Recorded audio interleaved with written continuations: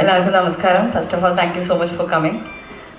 Anomie ഒരു theatrical experience movie തന്നെയാണ്. ഇത് എൻ്റെ സിനിമ അല്ലെങ്കിൽ വേറൊരു ആക്ടറിൻ്റെ സിനിമ എന്നൊന്നുമില്ല. ഇത് കംപ്ലീറ്റ്ലി റിയാസ് മാറാത്തിൻ്റെ സിനിമയാണ്. റിയാസിൻ്റെ സിനിമയിലെ ഞങ്ങളെല്ലാവരും ക്യാരക്ടേഴ്സായി വരുന്നു എന്ന് മാത്രം. സോ ഒരിക്കലും ഇത് ഒരു ഫീമെയിൽ ഓറിയൻറ്റഡ് ഫിലിമാണെന്നോ അല്ലെങ്കിൽ ഒരു മെയിൽ ഓറിയൻറ്റഡ് ഫിലിം അങ്ങനെയൊന്നും ഞങ്ങൾ എവിടെയും അവകാശപ്പെട്ടിട്ടില്ല.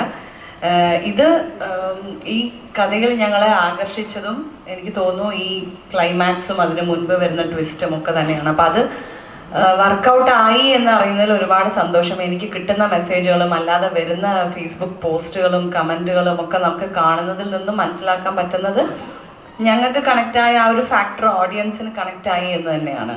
നമ്മളും ഈ ഒരു സിനിമയിൽ നമുക്ക് ഇപ്പോൾ ഒരു 2 മണിക്കൂർ സിനിമയാണെങ്കിൽ 2 മണി ആദ്യത്തെ മിനിറ്റ് തൊട്ട് അവസാനത്തെ മിനിറ്റ് വരെ എല്ലാം കണക്റ്റ് ആവണമെന്നില്ല. പക്ഷെ അതിൽ കണക്റ്റ് ആവേണ്ട മെയിൻ സംഭവം ശരിക്കും പറയുകയാണെങ്കിൽ സെക്കൻഡ് ഹാഫും ക്ലൈമാക്സും ഒക്കെ തന്നെയാണ്. അപ്പം അതിൻ്റെ ആ ട്വിസ്റ്റ് വർക്കായി എന്ന് വരുന്ന കമൻസ് ശരിക്കും ഞങ്ങൾക്ക് തോന്നുന്നു ഞങ്ങളുടെ ജഡ്ജ്മെൻറ്റ് ശരിയാണ് എന്ന് തോന്നിപ്പിക്കുന്ന രീതിയിലുള്ള കമൻസുകളാണ്. അപ്പം അതിൽ ഒരുപാട് സന്തോഷം. കാരണം ഒരുപാട് ടെക്നിക്കൽ ക്വാളിറ്റീസ് ഉള്ളൊരു മൂവിയാണ്. അത് ഇവിടെ സിനിമ തിയേറ്ററിൽ പോയി കണ്ടവർക്ക് മനസ്സിലാവും. കാണാത്തവർ please go watch it in the theatres. കാരണം ഞങ്ങളിപ്പോൾ ഈ അടുത്തൊരു പോസ്റ്റ് ഇപ്പം ഞങ്ങൾ ഉച്ചയ്ക്ക് ഞങ്ങൾ കണ്ടേ ഉള്ളൂ. അതിലൊരാൾ എഴുതിയിട്ടുണ്ടായിരുന്നു, ആൾ അത്രയ്ക്ക് ഇഷ്ടപ്പെട്ടു ഈ സിനിമ, തിയേറ്ററിൽ കണ്ട ഒരു എക്സ്പീരിയൻസ് എനിക്ക് പറയാൻ പറ്റില്ല. സോ ഈ സിനിമ ഇനി OTT-യിൽ വരുമ്പോൾ നിങ്ങൾ ആരെങ്കിലും കണ്ട അയ്യോ ഇത് ഞങ്ങൾ തിയേറ്ററിൽ കണ്ടില്ലല്ലോ എന്നുള്ളൊരു മിസ്സിങ് വരാതെ ഇരിക്കട്ടെ. ബിക്കോസ് ഇത് 100% തിയേറ്ററിക്കൽ എക്സ്പീരിയൻസ് ഡിമാൻഡ് ചെയ്യുന്ന ഒരു മൂവിയാണ്. കാരണം അങ്ങനത്തെ ഒരു വിഷ്വൽ ഒരു മാജിക് ഇതിലുണ്ട്. അപ്പോൾ അത് തീർച്ചയായിട്ടും നിങ്ങൾ തിയേറ്ററിൽ പോയി കണ്ടാൽ തന്നെ അറിയുള്ളൂ. അപ്പോൾ അതുകൊണ്ടാണ് നമ്മൾ ഇങ്ങനെ ഒരു പ്രസ് മീറ്റും അല്ലെങ്കിൽ അതിൽ കൂടുതൽ ആൾക്കാർ ഇതിൻ്റെ ഈ പടത്തിൻ്റെ ഒരു പ്രത്യേകത എന്താണെന്ന് അറിയണം എന്ന് നമ്മൾ മനസ്സിലാക്കിയിട്ടാണ് നമ്മളിപ്പോൾ ഇങ്ങനെ ഒരു പ്രസ് മീറ്റിൻ്റെ ഇത് വെച്ചത്. എനിക്ക് ഡെഫിനറ്റ്ലി നല്ല അനുഭവമായിരുന്നു. ഈ ക്യാരക്ടറും എനിക്ക് ഒരുപാട് ഇഷ്ടപ്പെട്ടു. ഈ കഥയും അല്ലെങ്കിൽ ഈ ഒരു ഗ്രൂപ്പിൻ്റെ കൂടെയുള്ള ഒരു എക്സ്പീരിയൻസ് എന്ന് പറയുന്നത് ഞാൻ ഒരുപാട് നമ്മൾ എൻജോയ് ചെയ്തൊരു പ്രോജക്റ്റ് തന്നെയാണ്. അതിൽ നമുക്ക് കിട്ടുന്ന ഈ ഒരു റെസ്പോൺസിൽ നമ്മൾ ഒരുപാട് സന്തോഷമുണ്ട്. ഇതൊരു കുറച്ച് എന്താ പറയുക എപ്പോഴും വരുന്ന ഒരു സിനിമയല്ല ഇത് ഇടയ്ക്ക് സംഭവിക്കുന്ന ഒരു സിനിമയാണ്. ഇത് നമുക്ക് കണ്ടുകൊണ്ടിരിക്കുന്ന സിനിമകളിൽ നിന്ന് അയ്യോ അതുപോലെ ആയില്ല ഇതുപോലെ ആയില്ല അങ്ങനെയുള്ളൊരു മൂവിയേ അല്ല. ഇത് തീർച്ചയായിട്ടും ആൾക്കാരെ സർപ്രൈസ് ചെയ്യുന്ന ഇതുവരെ മലയാളത്തിൽ നമ്മൾ ട്രൈ ചെയ്യാത്ത എലമെൻറ്റ്സ് ഉള്ള സിനിമയാണ്. നമ്മൾ തന്നെ ഇങ്ങനെ പറയുമ്പോൾ നമുക്ക് തന്നെ എന്നുള്ളൊരു ചളിപ്പാണ്. പക്ഷെ വരുന്ന പോസ്റ്റുകളിൽ നിന്നും കമൻറ്റുകളിൽ നിന്നും നിങ്ങൾ നോക്കിക്കഴിഞ്ഞാൽ നിങ്ങൾക്ക് തന്നെ മനസ്സിലാവും സെയിം സംഭവം തന്നെയാണ് ആൾക്കാരും പറയുന്നത്. അത് ഓഡിയൻസിന് കണക്റ്റായി എന്നുള്ളതിൻ്റെ ഒരു പ്രൂഫാണ്. സോ ഡെഫിനറ്റ്ലി തിയേറ്ററിൽ പോയി കാണുക. തിയേറ്ററിക്കൽ എക്സ്പീരിയൻസ് ആയിരിക്കും ഫോർ ഷുവർ. അതൊന്നും ഒരിക്കലും നിങ്ങൾ ഇത് തിയേറ്ററിൽ കണ്ടില്ലെങ്കിലും എന്താണെന്നുള്ളൊരു ഫീൽ എന്തായാലും വരില്ല. അത് ഞങ്ങൾ ഗ്യാരണ്ടി തരുന്നു. സിനിമ കണ്ടായിരുന്നോ? അപ്പൊ അത് നമ്മളൊരു സൈക്കോളജിക്കൽ ത്രില്ലറായിട്ടാണ് അത് ചെയ്തിരിക്കുന്നത്. അതൊരു ഫസ്റ്റ് ഓഫ് ഇറ്റ്സ് കൈൻഡ് ആണ്. അതിനകത്തൊരു സയന്റിഫിക് എലിമെന്റ് ഉണ്ട്, ഒരു പാരലൽ ഇൻവെസ്റ്റിഗേഷൻ ഉണ്ട്. അതിൻ്റെ കൂടെ തന്നെ ഒരു തിയേറ്ററിക്കൽ എക്സ്പീരിയൻസ് പ്രോമിസ് ചെയ്യാൻ പറ്റുന്ന ഒരു സിനിമയായിട്ടാണ് നമ്മളത് ചെയ്തിരിക്കുന്നത്. അപ്പോൾ അത് കൂടുതൽ ആളുകളിലേക്ക് നമുക്ക് പ്രസന്റ് ചെയ്യുക. അതിൻ്റെ ഒരു ടാർഗറ്റഡ് ഓഡിയൻ എന്ന് പറയുന്നത് ഒരു മോഡേൺ സിനിമകൾ ഇഷ്ടപ്പെടുന്ന പുതുമ ഇഷ്ടപ്പെടുന്ന നമ്മുടെ മലയാളി സിനിമ പ്രേക്ഷകർക്ക് ഭയങ്കര അക്സെപ്റ്റിംഗ് ആവുന്ന ഒരു സിനിമയാണ്. നമുക്ക് നല്ല രീതിയിലുള്ള റിവ്യൂസ് വരുന്നുണ്ട്, എല്ലായിടത്തും നമ്മൾ ഹാപ്പിയാണ്. അപ്പോൾ അത് കൂടുതൽ ഒരു അവയർനെസ് കൊടുക്കുക, ആളുകൾ തിയേറ്ററിൽ വരിക, ഒരു 4K അറ്റ്മോസ് ഓഡിറ്റോറിയത്തിൽ അത് എക്സ്പീരിയൻസ് ചെയ്യാൻ പറ്റിയാൽ നമ്മൾ ഉദ്ദേശിക്കുന്ന ഒരു സാറ്റിസ്ഫാക്ഷനോടെ സിനിമ കണ്ടിറങ്ങാൻ പറ്റും. അപ്പോൾ ആ ഒരു രീതിയിലാണ് ഞങ്ങൾ സിനിമ സെറ്റ് ചെയ്തിരിക്കുന്നത്. അത് ഇഷ്ടപ്പെടുന്നുണ്ടെന്ന് അറിയുന്നതിൽ സന്തോഷം. അത് മാക്സിമം അവയർനെസ് കൊടുക്കാൻ നിങ്ങളുടെ എല്ലാവരുടെയും സഹകരണം നമുക്ക് ആവശ്യമുണ്ട്. Thank you. യെസ്, സോ ഇനി നമ്മുടെ ഡയറക്ടറിനോടാണ് സംസാരിക്കാൻ പോകുന്നത്. കാരണം ഏതൊരു സിനിമയും അത്ര മനോഹരമാവണമെങ്കിൽ അതിൻ്റെ സ്ക്രിപ്റ്റ് മനോഹരമാവണം. ആൻഡ് അതിൻ്റെ ഡിറക്ഷണൽ ബ്രില്യൻസ് കൂടെയാണ് ഈ ഒരു മൂവിന് ഇത്രയും എന്താ പറയുക നമ്മളുടെ എല്ലാവരെയും ആ ഒരു തിയേറ്ററിൽ ഇരിക്കുമ്പം ഇറ്റ്സ് ലൈക്ക് ആ ഒരു full time we are sitting there, we don't want to get up because the movie was shot exceptionally. So Riya sir എന്താണ് പറയാനുള്ളത്? എല്ലാവരും സിനിമ കണ്ടു തുടങ്ങിയിട്ടുള്ള റെസ്പോൺസ് നമുക്ക് കിട്ടിയത്. ഇന്നലെ റിലീസ് ആയല്ലേ ഉള്ളൂ. പക്ഷെ ഇന്നലെ ഒരു ഈവനിങ്ങിന് ശേഷം നമുക്ക് നല്ല നമ്മൾ ആഗ്രഹിക്കുന്ന രീതിയിലുള്ള റെസ്പോൺസസ് ഒക്കെ വന്നു തുടങ്ങിയിട്ടുണ്ട്. അത് ഭയങ്കര സന്തോഷമാണ്. അങ്ങനൊരു സന്തോഷം വന്നുകൊണ്ടാണ് ഞങ്ങൾ ഇങ്ങനെ ഇരിക്കാം എന്ന് തീരുമാനിച്ചത്.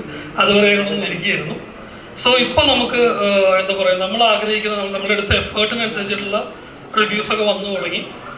സോ അതൊന്നുകൂടെ ഒന്ന് അതിൻ്റെ ഒരു വിസിബിലിറ്റി നമുക്ക് കിട്ടണം എന്ന് ആഗ്രഹിക്കുന്നത്. കാരണം ആ സിനിമ അത് ഡിസേർവ് ചെയ്യുന്നുണ്ടെന്ന് തോന്നുന്നു. കാരണം ഒരുപാട് നല്ല ടാലൻസ് ഈ സിനിമയിലുണ്ട്.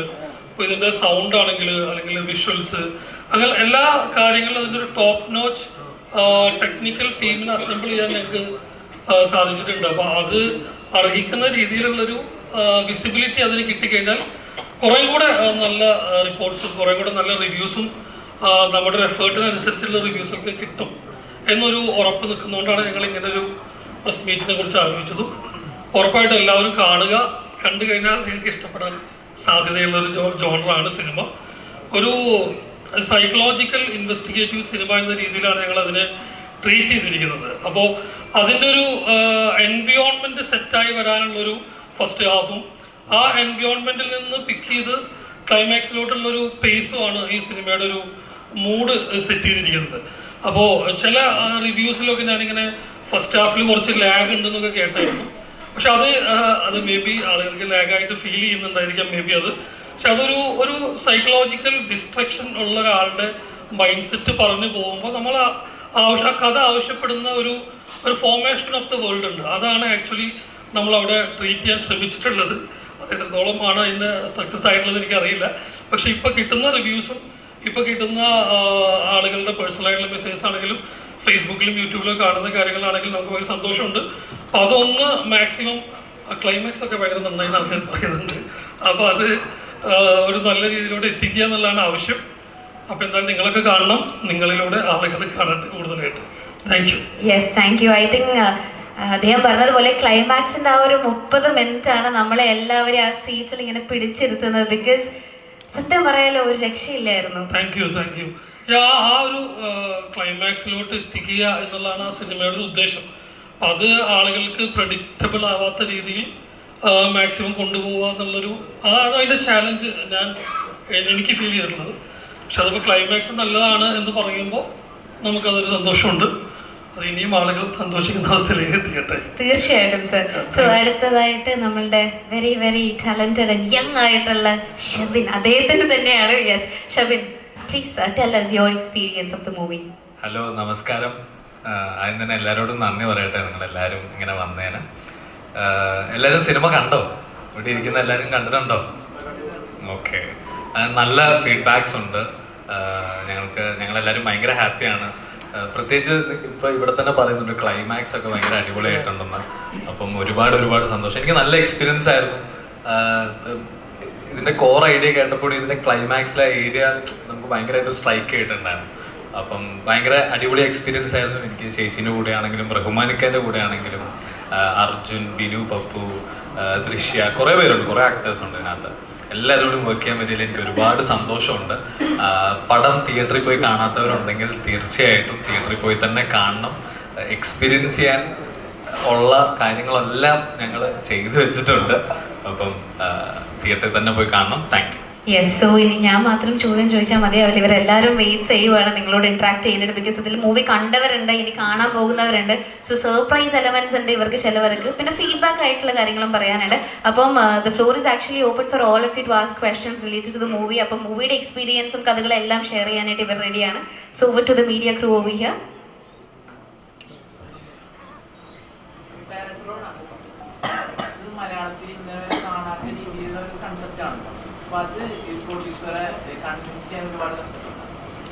അത് കുറച്ച് കഷ്ടപ്പെട്ടു. പക്ഷെ ആദ്യത്തെ എനിക്ക് പ്രൊഡ്യൂസർ മാത്രമല്ല, ഞങ്ങൾ ഒരുമിച്ച് കുറേ കാലം ഒരുമിച്ചുള്ള എൻ്റെ ഫ്രണ്ടാണ്. അപ്പം അതുകൊണ്ട് ഞാൻ ഈ കഥ വർക്ക് ചെയ്യുമ്പോൾ തൊട്ട് ഇത് ഡിസ്കസ് ചെയ്തുകൊണ്ടിരിക്കുന്നുണ്ട്. എനിക്ക് വിഷ്വൽസ് ഫോം ആവുന്നത് പോലെ തന്നെ ആ ഒരു മീറ്ററിൽ തന്നെ ആയി വന്ന ഒരാളാണ് ആദ്യത്തെ. അപ്പോൾ അത്തരം പ്രശ്നങ്ങൾ അധികം ഉണ്ടായിട്ടില്ല. ഇതിൻ്റെ ഒരു ഫൈനൽ ഔട്ട് നമ്മൾ ഈ പറയുന്നതിൽ നിന്ന് മാറിയിട്ട് ഇപ്പോൾ നമ്മൾ കാണുന്ന വിഷ്വലിലോട്ട് എങ്ങനെ വരും എന്നൊക്കെയുള്ള കൺഫ്യൂഷൻസ് എപ്പോഴും ഉണ്ടായിരുന്നു. പക്ഷെ അതിൽ നമുക്ക് ടെക്നിക്കൽ സപ്പോർട്ട് എഗ്വൈറ്റ് ആണ്. എഗ്വൈറ്റ് VFX ടീമാണ് നമുക്ക് ചെയ്തത്. അപ്പോൾ അവരുടെ ആ സപ്പോർട്ട് അല്ലെങ്കിൽ അവരുടെ ടെക്നിക്കൽ ക്വാളിറ്റി ഇപ്പോൾ നമ്മൾ കാണുന്ന ഒരു വിഷ്വലിലോട്ട് എത്തിക്കാൻ ഭയങ്കരമായിട്ട് ഹെൽപ്ഫുൾ ആയിട്ടുണ്ട്. അപ്പോൾ തൗഫീഖ്, അർഷാദ് എന്നൊക്കെ പറയുന്ന നല്ല കഴിവുള്ള ശ്രീരാജ് അവരൊക്കെയാണ് അതിനകത്ത് വർക്ക് ചെയ്തിട്ടുള്ളത്. അപ്പോൾ അതിലൂടെ എത്തിയതാണെന്നുള്ളതാണ്. റിസർച്ച് ഈ ഇങ്ങനൊരു കഥ സ്റ്റാർട്ട് ചെയ്യുമ്പോൾ തന്നെ നമുക്ക് അങ്ങനെ ഇതിന് വേണ്ട മെറ്റീരിയൽസിലൂടെയും കുറച്ച് അതിനെ സഹായിക്കുന്ന ബുക്സിലൂടെയൊക്കെ നമ്മൾ വർക്ക് ചെയ്തിട്ടുണ്ട്.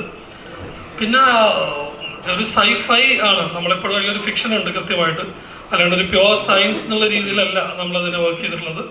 അതിൽ ഒരു ആർട്ടിസ്റ്റ് എന്ന രീതിയിലുള്ള നമ്മുടെ ഫിക്ഷനും കൂടെ ഉൾപ്പെടുത്തി ആണ് അതിന്. അപ്പോൾ അതിൻ്റെതായിട്ടുള്ള റിസർച്ച് കുറച്ച് ഉണ്ടായിട്ടുണ്ട്.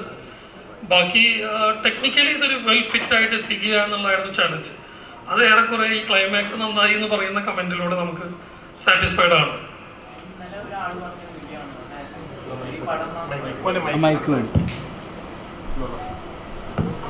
ഇന്നലെ ഒരാൾ പറഞ്ഞ റിവ്യൂ ആണ്, പടം വളരെ നന്നായിട്ടുണ്ട്, ഭയങ്കര മലയാളത്തിൽ നിന്ന് വരെ കാണാത്ത രീതിയിലുള്ള കൺസെപ്റ്റ് ആണെന്ന് പറഞ്ഞു. പക്ഷെ അതിനോട് കൂടി അയാൾ ആഡ് ചെയ്തൊരു കാര്യം എന്ന് പറഞ്ഞാൽ ഇത് കുറച്ചും കൂടി ബഡ്ജറ്റ് തരികയാണെങ്കിൽ ഇതിനുള്ള സാധ്യതകൾ വളരെ കൂടുതലാണ്. കണ്ടിട്ടുണ്ടാവും വിചാരിക്കുന്ന റിവ്യൂ.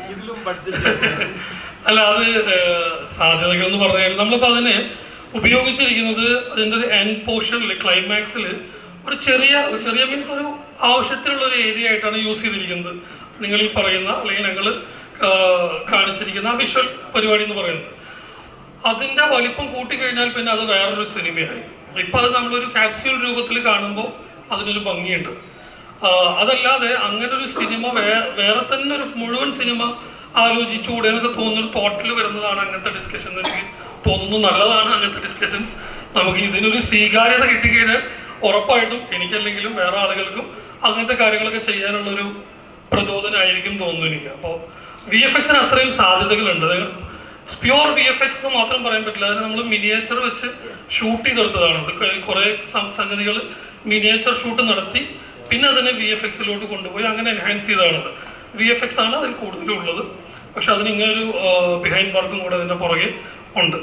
ഈ റഹ്മാൻ സാർ ഭാവന ചേച്ചിയുള്ള കോംബോ എങ്ങനെ വന്നു? റഹ്മാൻ സാർ ഒരുപാട് പോലീസ് വേഷങ്ങൾ ചെയ്തിട്ടുള്ളതാണ്. അപ്പൊ 1000 ബേബീസ് ചെയ്യണ സമയത്ത് സ്ക്രിപ്റ്റ് കേൾക്കണ സമയത്ത് പറഞ്ഞിട്ടുണ്ടായിരുന്നു വീണ്ടും ഒരു പോലീസ് വേഷം ചെയ്യാൻ തയ്യാറല്ലാന്ന്. അപ്പൊ റഹ്മാൻ സാറിനെ എങ്ങനെ കണ്ടു? ആക്ച്വലി 1000 ബേബീസിന്റെ കഥ കേട്ട് പുള്ളി അത് കമ്മിറ്റ് ചെയ്തിരുന്ന് ഷൂട്ട് തുടങ്ങിയിട്ടില്ല. അതിന്റെ ആ സമയത്താണ് ഞങ്ങൾ ചെന്ന് കഥ പറയുന്നത്. അപ്പൊ ഇതേ കാര്യം എന്നോട് പറഞ്ഞിട്ടുണ്ടായിരുന്നു. പിന്നീട് ഫുൾ സ്ക്രിപ്റ്റ് വായിക്കാൻ കൊടുത്തു പുള്ളിക്ക്.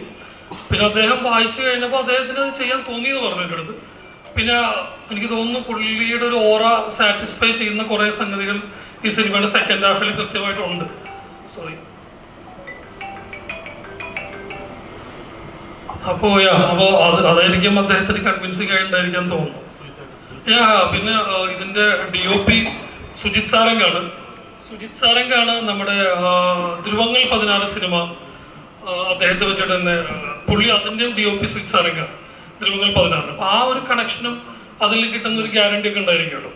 അപ്പോൾ അതെല്ലാം കൂടെ വർക്കായി വന്നുകൊണ്ടാണ് പുള്ളി അതിലോ ഈ കൺസെപ്റ്റ് ഒറിജിനലി പോസിബിൾ ആണ്. നമുക്കൊന്ന് ചെയ്തു നോക്കാം, അത് കഴിയട്ടെ. Thank you.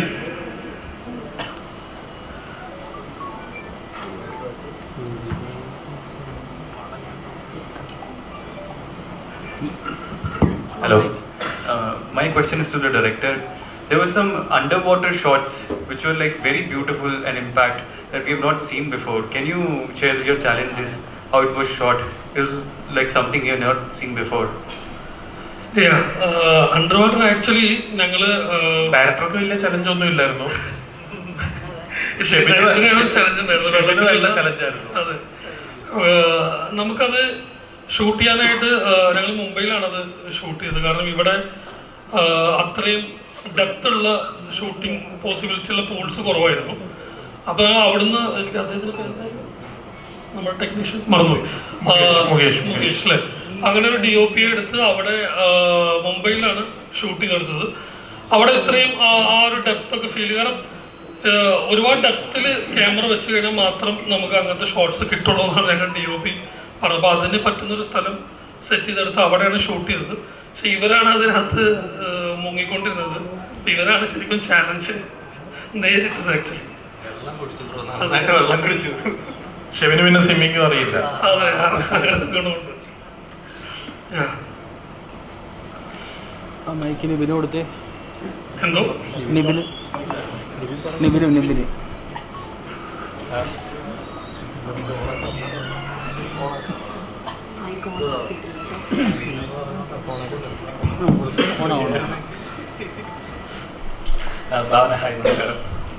അപ്പം സെലിബ്രിറ്റി ഷോയിൽ മഞ്ചേച്ചിയും ഒരു പടം കണ്ടായിരുന്നു. അപ്പൊ അവരുടെ റെസ്പോൺസ് ഒക്കെ മഞ്ചേച്ചി ഭയങ്കര എക്സൈറ്റഡ് ആയിട്ടാണ് ഇത് കണ്ടതിനകത്ത് നമ്മൾ കാണാൻ പോകുന്നേ ഉള്ളൂ.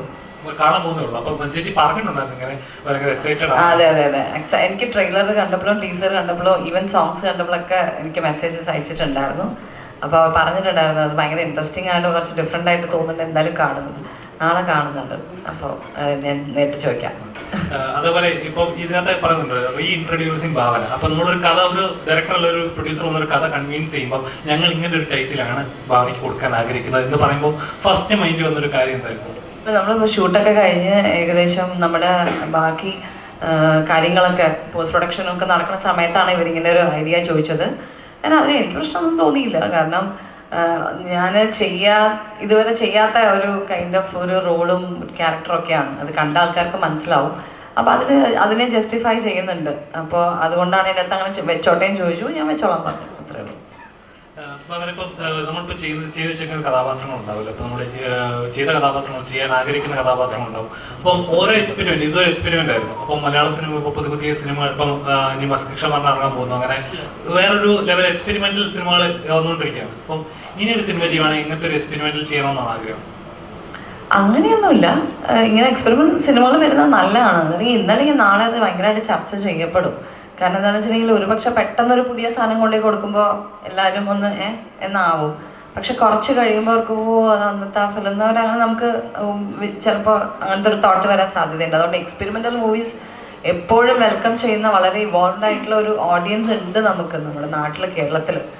അപ്പോൾ അവർ അതൊന്ന് കണ്ടാൽ മതി. കാരണം എല്ലാവരും ഈ പറഞ്ഞ പോലെ ശരിയാണ്, എല്ലാ തിരക്കുകളും മാറ്റി വെച്ച് സിനിമ കാണാൻ വരണം നമുക്ക് പറയാൻ പറ്റില്ല. പക്ഷെ എങ്കിലും അതൊരു നമ്മളൊരു പ്രോഡക്റ്റ് കൊടുക്കുമ്പോൾ ആ ഒരു പുതിയതാണെങ്കിലും എക്സ്പെരിമെൻ്റ് ആണെങ്കിലും അത് അക്സെപ്റ്റ് ചെയ്യാൻ അല്ലെങ്കിൽ അത് കണ്ടു നോക്കാനുള്ള ഒരു ഓഡിയൻസ് നമുക്കുള്ള ഒരു ഉറപ്പിൻ്റെ മേലെയാണല്ലോ നമ്മൾ ഈ പടങ്ങൾ കൊണ്ടുവരുന്നത്. തീർച്ചയായിട്ടും നല്ല കാര്യമാണ് അത്. അതേപോലെ മലയാളികൾ എല്ലാ ടൈപ്പ് സിനിമകൾ കാണുന്ന, എൻജോയ് ചെയ്യുന്ന, ക്രിട്ടിസൈസ് ചെയ്യുന്ന ആളുകളാണ് മലയാളികൾ എന്ന് പറയുന്നത്. അപ്പം സൈഫൈ സിനിമകൾ എന്ന് പറയുമ്പോൾ ഒന്നുകിൽ ബോളിവുഡ് സിനിമകളാക്കി നമ്മൾ കൂടെ പ്രിഫർ ചെയ്യുന്നത്. മലയാളത്തിൽ ഇപ്പോൾ അതിപ്പോൾ കൂടുതൽ എക്സ്പെരിമെൻ്റ് ആയി എന്താ പറയുക ചിലർ പരിചയപ്പെടുന്നേ ഉള്ളൂ. അപ്പം ഇങ്ങനൊരു സിനിമ ചെയ്യുന്ന സമയത്ത് എത്രത്തോളം ആളുകൾ ജഡ്ജ്മെന്റിലാവും, എത്രത്തോളം കണക്റ്റഡ് ആവും എന്നൊരു ഇത് തോട്ടുണ്ടായിരുന്നു? ഇല്ല, അങ്ങനെ ആലോചിച്ച് നമുക്ക് ഒരിക്കലും ഒരു സ്ക്രിപ്റ്റ് ചെയ്യാനേ പറ്റില്ല. കാരണം എൻഡ് ഓഫ് ദി ഡേ നമുക്കത് ഇഷ്ടപ്പെട്ടെങ്കിൽ നമ്മൾ ചെയ്യുക. ബാക്കി നമ്മുടെ ടീമിനെല്ലാം കൺവിൻസിങ് ആണ്. പിന്നെ അത് അപ്പം നമ്മൾ അധികം അതിൽ കൂടുതൽ ഓവർ തിങ്ക് ചെയ്യാൻ നിന്നാൽ നമുക്ക് അങ്ങനെ ഒന്നും ചെയ്യാൻ പറ്റില്ല. ഇതൊരു സൈഫൈ മൂവി എന്ന് നമുക്ക് പറയാൻ പറ്റില്ല. ഒരു സൈഫൈ എലമെന്റ് ഉണ്ട് എന്നേ ഉള്ളൂ. പക്ഷെ അത് നല്ല രീതിയിൽ എക്സിക്യൂട്ട് ചെയ്തെടുത്തത് കൊണ്ടാണ് നമുക്ക് ഈ പറഞ്ഞ പോലെ ക്ലൈമാക്സ് ഞെട്ടിച്ചു അല്ലെങ്കിൽ ക്ലൈമാക്സ് പൊളിയായിരുന്നു എന്നുള്ളൊരു റിവ്യൂ വരുന്നത്. അപ്പം അതിന് I think all credit goes to director. Normally ഇങ്ങനത്തെ ചിത്രം ചെയ്യുന്ന സമയത്ത് പറഞ്ഞ പല പ്രേക്ഷകരും പല വ്യൂവിലാണ് ഇത് കാണുന്നത്. ചിലർക്ക് ഈ പറഞ്ഞ പോലെ ചിലർക്ക് ലാഗായിട്ട് ഫീൽ ചെയ്യുന്നു, ചിലർക്ക് അത് സ്ലോ പേസ് ആണ്, ചിലർക്ക് ഈ പറഞ്ഞ പോലെ അത് അവസാന നിമിഷം ഒരു കഥ തുടക്കം തൊട്ടുള്ള അവസാനം വരെ എത്തിക്കുന്ന അതിലെ സംഭവങ്ങളാണല്ലോ ഓരോ ഡോട്ട്സ്. അപ്പം ഇത് ഓരോ സെക്കൻഡ് ഇത് പ്രേക്ഷകൻ ഇട്ട് കൊടുക്കണമല്ലോ അടുത്തത് എൻഗേജിങ് ആവാൻ.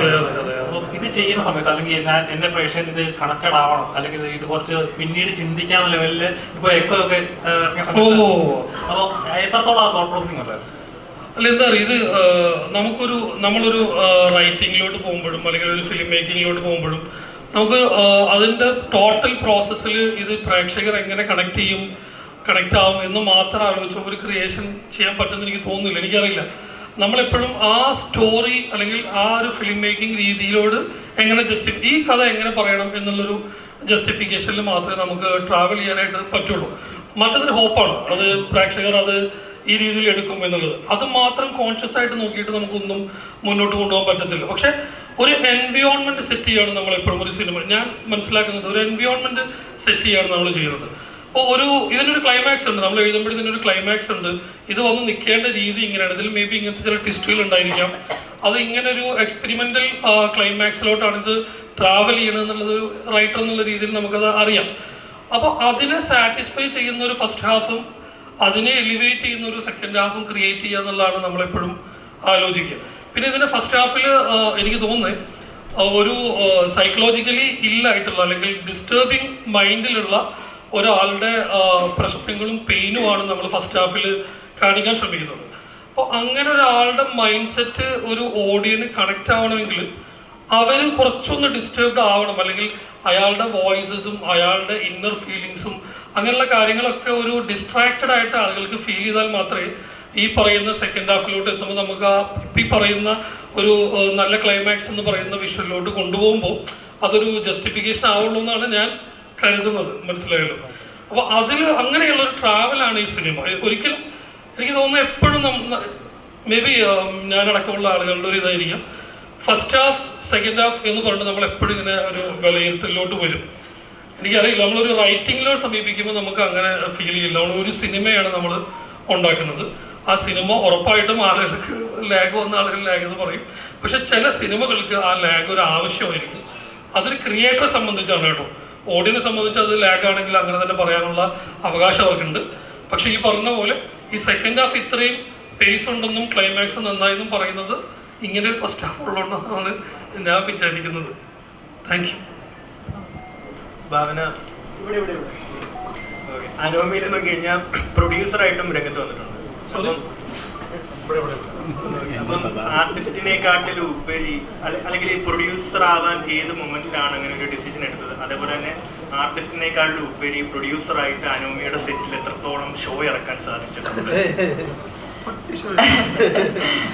ആക്ച്വലി ഒരു ഷോ ഇറക്കിയിട്ടില്ല, കാരണം ഞാൻ തന്നെ അത് മറന്നുപോകും.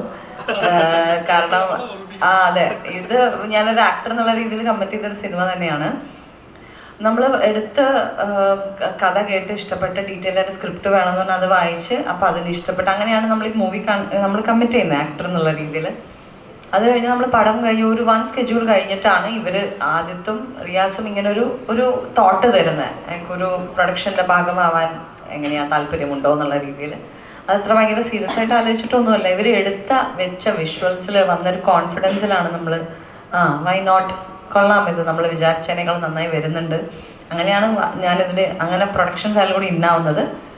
പക്ഷേ ഷോ ഒന്നും ഇറക്കിയിട്ടില്ല, കാരണം നേരത്തെ പറഞ്ഞ പോലെ പകുതി സമയത്ത് മറന്നു പോകും, കാരണം ഇത് പരിചയമില്ലാത്തൊരു കാര്യമായതുകൊണ്ട്. രണ്ടാമത്തെ കാര്യം എന്ന് വെച്ചിട്ടുണ്ടെങ്കിൽ എനിക്ക് അങ്ങനെ യാതൊരു തരത്തിലുള്ള ടെൻഷനോ ഒന്നും അതിന് വേണ്ടി അറിയേണ്ടി വന്നിട്ടില്ല. എല്ലാം ആദിത്യ വിൽ ടേക്ക് കെയർ, ആദിത്താണ് എല്ലാം എക്സിക്യൂട്ട് ചെയ്തിരുന്നത്. എനിക്ക് അങ്ങനെ പോയിട്ട് ആരെങ്കിലും കാണുകയും മീറ്റ് ചെയ്യുകയും അങ്ങനെ ചെയ്യേണ്ടി ഇങ്ങനെ അങ്ങനെയൊന്നും വന്നിട്ടില്ല, അതുകൊണ്ട് അത് കുഴപ്പമില്ല.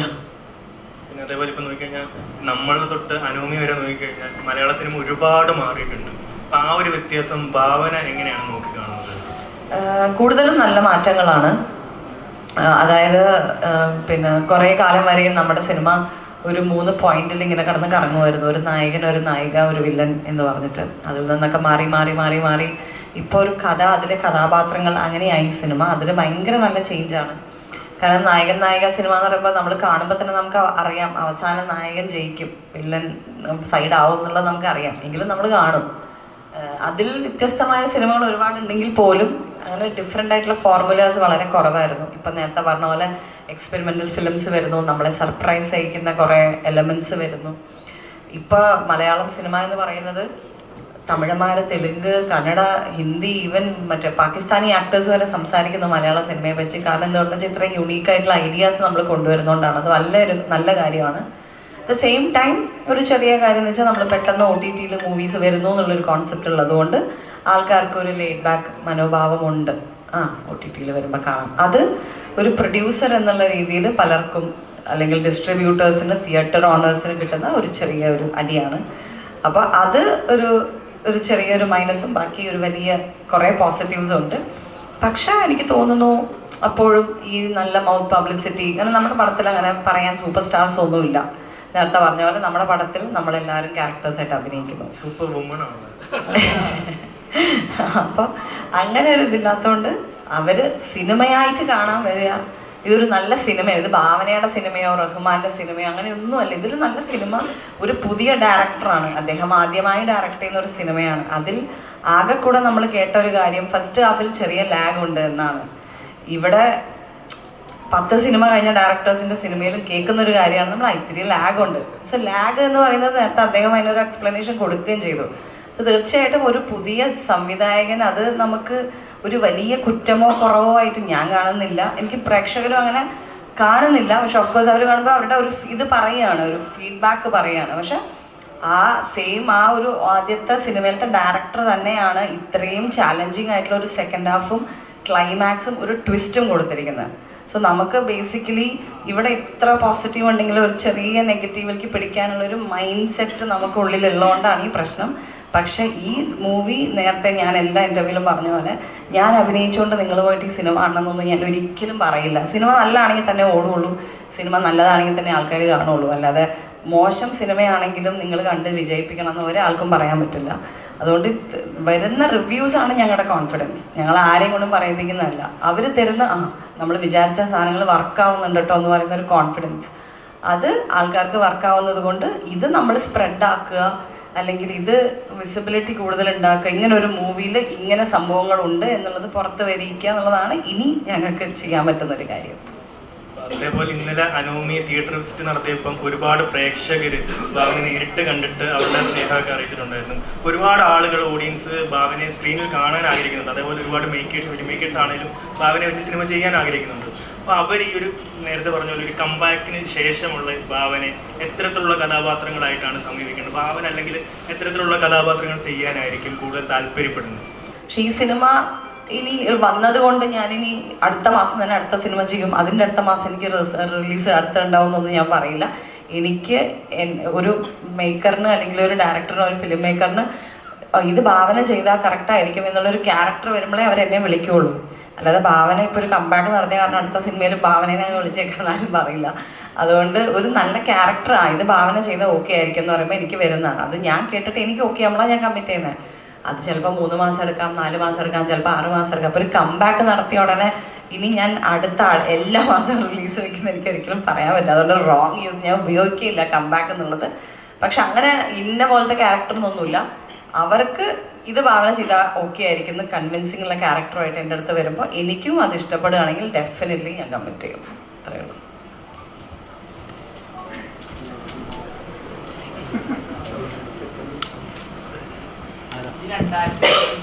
മൈക്ക് വേണ്ടി മൈക്ക്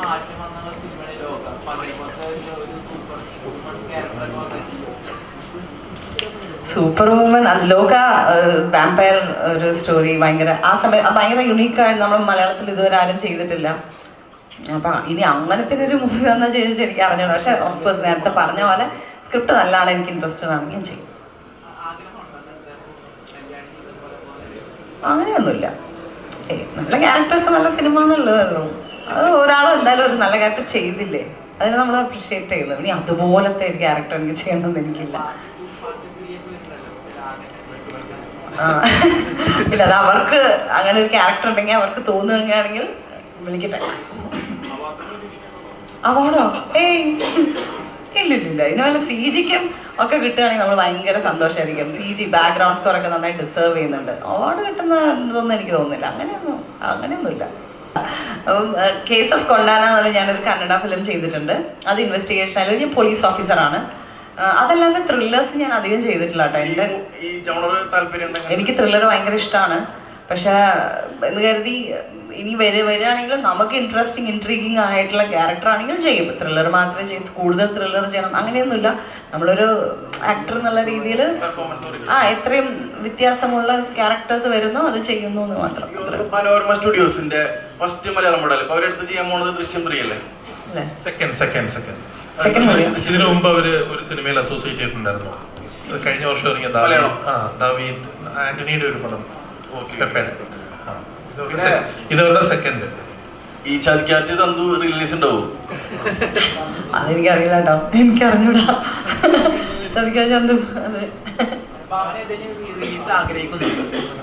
ഞാൻ ചുരുക്കി പറഞ്ഞ എല്ലാ പടങ്ങളും റീ റിലീസ് ആണ്. കാരണം എന്താണെന്ന് വെച്ചിട്ടുണ്ടെങ്കിൽ ചോട്ടാ ബോംബെ റീ റിലീസ് ആയപ്പോൾ ഇപ്പൊ വന്ന ജനറേഷൻ ആൾക്കാർക്ക് ചെറിയ കുട്ടികളൊക്കെ എൻ്റെ അടുത്ത് എന്താ പറയുക, ചേച്ചിയുടെ പുതിയ സിനിമ കണ്ടു കേട്ടോ എന്ന്. അപ്പൊ അതെനിക്ക് ഭയങ്കര ഇഷ്ടപ്പെട്ടു. അപ്പൊ ഞാൻ ഓക്കെ. അപ്പൊ അതുപോലെ ഇന്ന പടമൊന്നുമില്ല വരുന്ന. ഇപ്പൊ ഉദയനാട് തന്നെ റീ റിലീസ് ചെയ്യാൻ പോവല്ലേ, അത് എന്റെ പടമൊന്നും പറയാൻ പറ്റില്ലെങ്കിലും നല്ല നല്ല സിനിമ നാട്ടെ നല്ലല്ലേ. ചുമ്മാ പിന്നെയും തിയേറ്ററിൽ പോയി കാണാന്നുള്ളൊരു എക്സ്പീരിയൻസ്. ഈ ബോധപൂർവമുള്ള തീരുമാനമാണോ സീരിയസ് കഥാപാത്രങ്ങൾ പിടിക്കാന്നുള്ളത്? അല്ലല്ല, എനിക്ക് ഇങ്ങനത്തെ ഒരു കാരണം ഇവരെന്നെ വിളിച്ചപ്പോൾ തന്നെ ഞാൻ ഭയങ്കര എക്സൈറ്റഡ് ആയിരുന്നു. കാരണം എന്നെ എല്ലാവരും വിളിക്കുന്ന ഭയങ്കര ഒരു ബബ്ലി ആയിട്ടുള്ള ക്യാരക്ടർ, കുറച്ച് കുറുമ്പൊക്കെ ഉണ്ട്, ടോക്കറ്റീവ് ആണ്, ഇങ്ങനെയാണ് എപ്പോഴും ഒരാൾ വന്ന് പറയുമ്പോൾ തുടങ്ങുക. അപ്പോൾ ഇവർ വന്നിട്ട് ഇങ്ങനത്തെ ഒരു സംഭവം പറഞ്ഞപ്പോൾ തന്നെ ഞാൻ കുറച്ച് എക്സൈറ്റഡ് ആയിരുന്നു. ഞാൻ കുറച്ച് ഭയങ്കര സന്തോഷം തോന്നി എനിക്ക്. കാരണം നമുക്കും വേറെ വേറെ വേറെ രീതിയിലുള്ളത് ക്യാരക്ടേഴ്സ് ചെയ്യണം എന്നൊരാഗ്രഹം ഉണ്ടാവുമല്ലോ. അപ്പം അങ്ങനെ ബോധപൂർവ്വമുള്ള തീരുമാനമൊന്നുമല്ല. ഇനിയും ഫൺ ക്യാരക്ടേഴ്സ് ഒന്നും ഞാൻ ചെയ്യും. നല്ലതാണെങ്കിൽ എനിക്ക് ഇഷ്ടപ്പെട്ട എന്തായാലും ചെയ്യും. അതേപോലെ ഇപ്പം പുതിയ റിലീസ് ആകുമ്പോൾ അപ്പം ഇപ്പോൾ സോഷ്യൽ മീഡിയയിൽ ഫേസ്ബുക്ക് എടുത്ത് നോക്കി ഞാൻ നിങ്ങൾ തമ്മിലുള്ള ശ്രീനിവാസ സാറുമായിട്ടുള്ള സീനാണ് ഫസ്റ്റ് ഏറ്റവും കൂടുതൽ മൊമെൻറ്റിൽ ഏറ്റവും കൂടുതൽ വ്യൂസ് ഒക്കെ കിട്ടിയിട്ടുള്ള ചർച്ച ട്രോളിലൊക്കെ വന്നിട്ടുള്ള ഒരു വിഷ്വലായിരുന്നു അത്. ഇന്ന് അത് ഓർക്കുമ്പോൾ പ്രേക്ഷകൻ അത്ര എൻഗേജിങ് ആയിട്ട് അപ്പോൾ ആ സെറ്റിൽ ആ സമയത്ത് ഉണ്ടായിരുന്ന ഫീലിംഗ് ഒക്കെ ഉണ്ട്. Srinivasa sir face to face അങ്ങനത്തെ ഡയലോഗ് പറയുമ്പോൾ എങ്ങനെ ഉണ്ടായിരുന്നു? എനിക്ക് അദ്ദേഹത്തിനെ പോലെ ഒരാളുടെ കൂടെ എനിക്ക് അത്രേ ചെയ്യാൻ പറ്റിയിട്ടുള്ളൂ. പക്ഷെ അത് തന്നെ എനിക്കിപ്പോൾ ആലോചിക്കുമ്പോൾ ഭയങ്കര സന്തോഷമാണ്. കാരണം അങ്ങനെ ഒരു ലെജൻഡിൻ്റെ കൂടെ നമ്മൾ സ്ക്രീൻ സ്പേസ് ചെയ്യുക അല്ലെങ്കിൽ ഒരു ക്യാരക്ടർ ചെയ്യാൻ പറ്റുക എന്ന് പറയുമ്പോൾ അന്ന് നമുക്ക് അതിൻ്റെ വാല്യൂ മനസ്സിലാവില്ല. അന്ന് നമുക്ക് ഒരു പേടിയും ടെൻഷനും ഒക്കെ, ഞാനും കുറച്ച് ഇനീഷ്യൽ സ്റ്റേജ് ഒയ്യോ വലിയ ആക്ടേഴ്സ്, പക്ഷെ ഇപ്പം അതിൻ്റെ വില ശരിക്കും മനസ്സിലാവും. അദ്ദേഹത്തിനെ പോലെ ഒരാളുടെ കൂടെ നമ്മളൊരു മൂവിയിൽ വർക്ക് ചെയ്യാൻ പറ്റി. ഞങ്ങളൊരു ഷോ ചെയ്തിട്ടുണ്ട് 1 month. അപ്പോൾ അതൊരു ഭയങ്കര ഒരു മെമ്മറിയാണ് ശരിക്കും. അപ്പോൾ പ്രൊഡക്ഷൻ്റെ ഭാഗം കൂടിയാണ് ഇപ്പം നമുക്ക് നമ്മുടെ പ്രൊഡക്ഷനിൽ നിന്ന് വരുന്ന ഔട്ടുകൾ ഇതേപോലെ ഔട്ടുകളായിരിക്കണം, അല്ലെങ്കിൽ എൻ്റെ സിനിമകൾ ഇതേപോലത്തെ സിനിമകളായിരിക്കണം എന്നൊരു മൈൻഡ് സെറ്റ് ഉണ്ടാവും. എങ്ങനത്തെ ടൈപ്പ് സിനിമകൾ ചെയ്യാനായിട്ടാണ് പേഴ്സണൽ പ്രൊഡക്ഷൻ? നല്ല സിനിമ, നല്ല ക്വാളിറ്റിയുള്ള സിനിമകൾ. നല്ല ക്വാളിറ്റിയുള്ള സിനിമകൾക്ക് ആരും കണ്ടിട്ട് ഇതെന്ത് പടാന്ന് ചോദിക്കാത്ത, ഇപ്പോൾ നിങ്ങൾക്ക് തന്നെ അറിയാം ഇപ്പോഴത്തെ ഒരു പടത്തിൻ്റെ ഒരു റിവ്യൂ എന്ന് പറയുന്നത് പുറത്ത് വരുമ്പോൾ 1 word നമുക്ക് കിട്ടും. മോശമാണെങ്കിൽ വളരെ മോശം എന്ന് തന്നെ ആൾക്കാർ പറയും. നമ്മുടെ ഈ പടത്തിലിപ്പോൾ അനോമിയിൽ ഏറ്റവും കൂടുതൽ ആൾക്കാർ സംസാരിക്കുന്നതും ഒരു ക്വാളിറ്റി എന്നുള്ളൊരു വാക്ക് ഉപയോഗിക്കുന്നുണ്ട്. അത് ഇറ്റ്സ് നോട്ട് ഈസി. അത് നമ്മുടെ ഓഡിയൻസിൻ്റെ അവിടെ നിന്ന് വരാൻ ഇത്തിരി ബുദ്ധിമുട്ടാണ് ആ വാക്ക്. നല്ല ക്വാളിറ്റി ഉള്ള സിനിമയാണ്, അല്ലെങ്കിൽ ഒരു വേറെ ലെവൽ മേക്കിംഗ് ആണ് എന്നൊക്കെ വരുന്നത് അത് വെറുതെ അങ്ങ് വരില്ല. തീർച്ചയായിട്ടും അവരത് അങ്ങനെ ഫീൽ ചെയ്തിട്ട് വരുന്നതാണ്. അത് അങ്ങനത്തെ ഒരു സാധനം കീപ്പ് ചെയ്യണം എന്നുണ്ട്. അല്ലാതെ എന്തൊക്കെയൊക്കെ ചെയ്തിട്ട് വെച്ചിട്ട് അല്ലാതെ അതാണ് ആ ഒരു അങ്ങനെ ഒരു എഴുതി വരുന്ന അല്ലെങ്കിൽ ആളുടെ പുറത്ത് വരുന്ന ആൾക്കാരുടെ ഞങ്ങൾ ഞെട്ടിച്ചോട്ടാ അല്ലെങ്കിൽ ഭയങ്കര ക്വാളിറ്റി ഉണ്ട് എന്ന് പറയുന്നത്. ഒരു 100 സിനിമ ഒരു 2 മാസം കൂടുമ്പോൾ ഒരു 100 സിനിമ OTT-ലും അവിടെ ഇവിടെയൊക്കെ കാണുന്ന ഒരു പ്രേക്ഷകന്റെ വായിന്നാണ് ഈ വരുന്നത്. അപ്പോൾ അതൊരു വലിയ കാര്യമാണ്. അപ്പോൾ അതൊന്ന് കീപ്പ് ചെയ്യണം എന്നുണ്ട്. അതേപോലെ ഇപ്പോൾ സോഷ്യൽ മീഡിയ വളരെ ആക്റ്റീവായിട്ടൊരു ജനറേഷനാണ് നമ്മൾ ജീവിക്കുന്നത്. അപ്പം സിനിമ എന്ന് പറയുന്ന വേടമൗത്തിലാണ് അത് വിജയിക്കേണ്ടതെന്ന് വിശ്വസിക്കുന്ന ഒരാളാണ് ഞാൻ. അപ്പം ഈ സോഷ്യൽ മീഡിയയിലൂടെ തന്നെ ഒരുപാട് സിനിമകൾ വിജയിച്ചിട്ടുണ്ട്. ഇന്ന് ഒരുപാട് സിനിമകൾ റിവ്യൂ ബോംബ് ചെയ്ത് അല്ലെങ്കിൽ അത് നെഗറ്റീവ് പബ്ലിസിറ്റി ചെയ്ത് നശിപ്പിക്കാൻ ശ്രമിച്ചിട്ടുണ്ട്. പക്ഷേ ഒരു നോർമൽ ഓഡിയൻസിന്, മിഡിൽ ക്ലാസ് ഓഡിയൻസിനെ സംബന്ധിച്ച് ഒരു 150 രൂപ കൊടുത്ത് കാണുന്ന ഓഡിയൻസ് ഫസ്റ്റിലി നോക്കുന്ന റിവ്യൂസ് അല്ലെങ്കിൽ സോഷ്യൽ മീഡിയയിലുള്ള ഇതൊക്കെയാണ് നോക്കുന്നത്. ഞാൻ ഈ സിനിമ എന്തുകൊണ്ട് കാണണം, കണ്ടാൽ സമയം പോകുമോ, വെറുത്താണോ എന്ന്. അപ്പോൾ ഇങ്ങനൊരു സിസ്റ്റം ഉള്ളപ്പോൾ സിനിമയെ അത് നെഗറ്റീവായിട്ട് ബാധിക്കുമെന്ന് തോന്നുന്നു. എനിക്ക് തോന്നുന്ന ഓഫ്കോഴ്സ് നെഗറ്റീവ് പോസിറ്റീവ് റിവ്യൂസ് ഒക്കെ നോക്കിയിട്ടായിരിക്കാം ഒരു നോർമൽ ഒരു ഓഡിയൻസ് തിയേറ്ററിലേക്ക് പോകുന്നത്. പക്ഷെ ഒരു 90% പോസിറ്റീവായിട്ട് വന്ന് നിൽക്കുമ്പോൾ എനിക്ക് തോന്നില്ല ഒരു കുറച്ച് 1-2 നെഗറ്റീവ് കണ്ട് അവർ ഇൻഫ്ലുവൻസ് ആവുമെന്ന് എനിക്ക് തോന്നില്ല. കാരണം അതുകൊണ്ടുകൊണ്ട് നമ്മളൊരു ടീസറും ഒരു ട്രെയിലറും അല്ലെങ്കിൽ ഒരു 2 സോങ്ങും ഒക്കെ ഇട്ട് കൊടുക്കുന്ന ആ ഒരു ക്വാളിറ്റി മനസ്സിലാക്കാനാണ്. അപ്പോൾ വെറുതെ ഇരുന്ന് എന്തെങ്കിലും ഇപ്പോൾ ഒരു 10 നല്ല കമൻസിനെല്ലാം 1 എണ്ണം എനിക്ക് അത്രയ്ക്ക് വർക്കായില്ല എന്ന് പറയുന്നതിന് ഇൻഫ്ലുവൻസ് ആവുന്ന ആൾക്കാരോട് നമുക്ക് പറഞ്ഞിട്ട് കാര്യമില്ല. കാരണം അതാണ് ഒരു ഗിവ് ഇറ്റ് എ ചാൻസ് ആണ്. അത് ഒരു ടീസർ അല്ലെങ്കിൽ ഒരു ട്രെയിലർ കണ്ടു കഴിഞ്ഞാൽ അത്യാവശ്യം ജഡ്ജ് ചെയ്യാൻ കഴിവുള്ള ഓഡിയൻസ് ആണ് മലയാളി ഓഡിയൻസ്. അപ്പോൾ അവരുടെ ടേക്കാണത് കംപ്ലീറ്റ്ലി. ചിലത് ഇപ്പം ഞാൻ പ്രതീക്ഷിക്കാതെ പോയ കണ്ട ചില സിനിമകൾ ഇത് അടിപൊളിയാണല്ലോ എന്ന് എനിക്ക് തോന്നാറുണ്ട്. ചില സിനിമകൾ ഭയങ്കര ഹൈപ്പ് കേട്ട് ഞാൻ പോയി കാണുമ്പോൾ ഇതെന്ത് പടം എന്നും തോന്നിയിട്ടുണ്ട്. അപ്പോൾ ഓരോരുത്തരുടെയും പേഴ്സ്പെക്റ്റീവാണത്. അപ്പോൾ വേറൊരാളുടെ കാര്യത്തിൽ ഇൻഫ്ലുവൻസ് ആവാതിരിക്കുക, കളക്റ്റീവ്ലി നമ്മൾ പെട്ടെന്ന് കേൾക്കുമ്പോൾ നമുക്കൊരു തീരുമാനം ഉണ്ടാവില്ല. അല്ലെങ്കിൽ ചിലപ്പോൾ ഭയങ്കര ഹിറ്റായിട്ടുള്ളൊരു സിനിമ വർക്കാവാത്തൊരു 10 പേരുണ്ടാവും. പക്ഷെ ആ 10 പേരുടെ കേട്ടിട്ട് ബാക്കി എല്ലാവരും എന്നാൽ ഞങ്ങൾ കാണുന്നില്ല എന്ന് പറഞ്ഞിട്ട് ഇരിക്കുന്നതിൽ അർത്ഥമില്ല. ഉണ്ടാവും, ഉറപ്പായിട്ടും നമ്മുടെ ചുറ്റും ചോദിച്ചാൽ തന്നെ ഉണ്ടാവും. ഒരു ബ്ലോക്ക് ബസ്റ്റർ മൂവി എടുത്തിട്ട് എനിക്ക് പക്ഷെ അത്ര ഇഷ്ടപ്പെട്ടില്ല കേട്ടോ എന്ന് പറയണ ഒരു 10 പേരെങ്കിലും നമ്മുടെ ലൈഫിലുണ്ടാവും. എനിക്കൊക്കെ അറിയണം ഇഷ്ടംപോലെ പേരുണ്ടായിരുന്നു. അപ്പം അങ്ങനെ കുറേ ഒരു വലിയ പോസിറ്റിവിറ്റി എൻ്റെ സൈഡിൽ 2-3 പേര് ഇത്തിരി സ്ലോ ആണ് അല്ലെങ്കിൽ അങ്ങനെ ഇങ്ങനെ എന്ന് പറയുന്നതിൽ വലിയ അർത്ഥമുണ്ടെന്ന് എനിക്ക് തോന്നുന്നില്ല. ഷെബിൻ ഇവിടെ ഹായ് ഷെബിനെ സംബന്ധിച്ചിടത്തോളം ഈ ക്യാരക്ടർ ചാലഞ്ചിങ് ആയിരുന്നോ? കുറച്ച് ചലഞ്ചിങ് ആയിരുന്നു. കുറച്ച് ഇമോഷണൽ ഡെപ്ത് ഉള്ള ഒരു ക്യാരക്ടറായിരുന്നു എൻ്റെ. പക്ഷെ ഡയറക്ടറും റൈറ്ററുമായിട്ടുള്ള റിയാസൊക്കെ ഒരുപാട് ഹെൽപ്പ് ചെയ്തിട്ടുണ്ട്. ആ ക്യാരക്ടർ പോകുന്ന വഴികൾ അല്ലെങ്കിൽ ആലോചിക്കുന്ന കാര്യങ്ങൾ ഇതെല്ലാം എനിക്ക് പറഞ്ഞു തരാറുണ്ടായിരുന്നു ഷൂട്ടിംഗ് സമയത്ത്. പിന്നെ നേരത്തെ പറഞ്ഞ പോലെ ഈ അണ്ടർ വാട്ടർ ഷൂട്ട് ചെയ്തായിരുന്നു. അത് ഇത്തിരി ചാലഞ്ചിങ് ആയിരുന്നു. കാരണം അത് വെയിറ്റ് ഒക്കെ വെച്ചിട്ടായിരുന്നു, നല്ല ഡെപ്തിൽ താഴോട്ട് പോകണമായിരുന്നു. അപ്പം അത് വെയിറ്റ് ഒക്കെ വെച്ചിട്ട് കുറേ ടേക്സ് പോയിട്ടുണ്ട്. നല്ല വെയിറ്റ് നമ്മുടെ ഇവിടെ പ്ലേസ് ചെയ്തിട്ട് വെള്ളത്തിലോട്ട് ഇടുമായിരുന്നു. അപ്പം നേരത്തെ നീന്താൻ അറിയത്തില്ലെന്ന് പറഞ്ഞു. നീന്താൻ അറിയുമെന്ന് പറഞ്ഞു കഴിഞ്ഞാൽ അവർ കുറച്ചുകൂടി ചെയ്യിപ്പിച്ചായിരുന്നു. അതുകൊണ്ടാണ്. പക്ഷെ നല്ല എക്സ്പീരിയൻസ് ആയിരുന്നു. പിന്നെ ഇപ്പം എനിക്ക് കിട്ടുന്ന വേറൊരു ഇവര് ത്രില്ലർ ഇങ്ങനെയൊക്കെ പറഞ്ഞ ഫാമിലിക്ക് ഒരുപാട് കണക്ട് ചെയ്യുന്ന മൊമെന്റ്സ് ഉണ്ട്. ഇപ്പം എൻ്റെ ക്യാരക്ടറാണെങ്കിലും ഇന്നലെ തിയേറ്റർ വിസിറ്റിനൊക്കെ ഇപ്പോൾ കുറച്ച് അമ്മമാരൊക്കെ വന്നിട്ട് അവർക്ക് ഇമോഷണലി നന്നായിട്ട് കണക്ട് ചെയ്തെന്ന് പറഞ്ഞു. അപ്പം എൻ്റെ അച്ഛനും അമ്മയും പടം കണ്ടു, അവർക്ക് ഒരുപാട് ഇഷ്ടപ്പെട്ടെന്ന് പറഞ്ഞപ്പം ഇത് സിസ്റ്റർ ബോൺ ഒരു ക്യാരക്ടറാണ് എൻ്റെ. പക്ഷെ എന്നാലും അമ്മയും മകനുമായിട്ടുള്ളൊരു ക്യാരക്ടർ ഇതും കൂടി ഇതിനകത്ത് കാണിക്കുന്നുണ്ട്. This is to the director. High, എവിടെ നിന്നാണ്? അതിൻ്റെ മ്യൂസിക്കും നല്ലൊരു ഡിഫറെൻ്റ് ആയിട്ട് ഫീൽ ചെയ്തിരുന്നത്. ലൈക്ക് ഇച്ചിരി കൂടുതൽ ഇംഗ്ലീഷ് ട്രാക്സും ഇതിനകത്ത് കൊണ്ടുവരുന്നുണ്ട്. അപ്പോൾ എസ്പെഷ്യലി ഹർഷവർദ്ധൻ പുള്ളി ആനിമലിൽ വർക്ക് ചെയ്ത ഒരു മ്യൂസിക് കമ്പോസർ കൂടെയാണ്. അപ്പം പുള്ളിയുമായിട്ട് വർക്ക് ചെയ്ത ഒരു എക്സ്പീരിയൻസ് ഒന്ന് പറയാമോ? ഭയങ്കര അടിപൊളിയായിരുന്നു. ഞങ്ങൾ ആദ്യം വേറെ 1-2 മ്യൂസിക് ഡയറക്ടേഴ്സിനൊക്കെ ആയിട്ട് വർക്ക് ചെയ്യാൻ ശ്രമിച്ചിട്ടുണ്ടായിരുന്നു. പക്ഷെ അത് ഇനീഷ്യൽ സ്റ്റേജിലാണ് കേട്ടോ. അപ്പോൾ ആ സമയത്താണ് അനിമൽ റിലീസാവുന്നത്. പിന്നെ എന്താ പറയുക, നടക്കുമെന്നറിയാത്തൊരു പരിപാടിക്ക് പുറത്ത് പോയതാണ് ഹർഷവർദ്ധൻ്റെ അടുത്തോട്ട്. പക്ഷെ പുള്ളി കണ്ടു, സംസാരിച്ചു, വിഷ്വൽസൊക്കെ കണ്ടു. അപ്പോൾ ചെയ്യാമെന്ന് പറഞ്ഞു. പക്ഷെ അവരുടെ വർക്കിംഗ് രീതി കുറച്ച് ഡിഫറെൻ്റ് ആണ്. നമ്മൾ ഇവിടെ കാണുന്ന പോലത്തെ ഒരു സംഭവമല്ല. മീൻസ് ഇവിടെ വർക്ക് ചെയ്യുന്ന രീതിയല്ല അവരുടെ വർക്കിംഗ് രീതി എന്ന് പറയുന്നത്. അത് അഡ്ജസ്റ്റ് ആവാനുള്ളൊരു സമയത്തിൻ്റെ ഒരു പ്രശ്നം ഉണ്ടായിരുന്നു. പിന്നെ പക്ഷെ ഔട്ട് കിട്ടുമ്പോൾ നമ്മൾ ആഗ്രഹിക്കുന്നതിൻ്റെ മേളിൽ തരാൻ ഹർഷവർദ്ധന് ഓൾമോസ്റ്റ് അല്ല അതിനേക്കാൾ കഴിഞ്ഞിട്ടുണ്ട്. അപ്പോൾ അതിൻ്റെ റിസൾട്ടാണ് ഇപ്പോൾ നമുക്ക് മ്യൂസിക് കൊള്ളാമെന്ന് എന്നോട് ഒരുപാട് പേര് വിളിച്ചു പറയുന്നുണ്ട്. കുറേ റിവ്യൂസ് കണ്ടായിരുന്നു. All credit goes to Harshavardhan sir. അപ്പോൾ അദ്ദേഹത്തിൻ്റെ മലയാളത്തിലെ ആദ്യത്തെ സിനിമയാണ്, എനിക്ക് തോന്നുന്നു അനിമലിന് ശേഷം വരുന്ന ഫസ്റ്റ് സിനിമയാണ് അനോമി. അപ്പോൾ അത് മ്യൂസിക് നല്ലതെന്ന് പറയുന്നതിൽ അത്ഭുതപ്പെടാനില്ല. അത് അദ്ദേഹത്തിൻ്റെ ആണ്. ആ ക്വാളിറ്റി നല്ല രീതിയിൽ മെയിൻറ്റെയിൻ ചെയ്തിട്ടുണ്ട് അതിനകത്ത്. Thank you. Yes, so I guess എല്ലാവരും കുറേ ക്വസ്റ്റ്യൻസ് ഒക്കെ ചോദിച്ച answers. Confidence group chairman Rohit sir ഇങ്ങനെ പിന്മാറിയെന്ന് ഒരു വാർത്ത ഉണ്ടായിരുന്നു. അതിന്റെ സത്യാവസ്ഥ?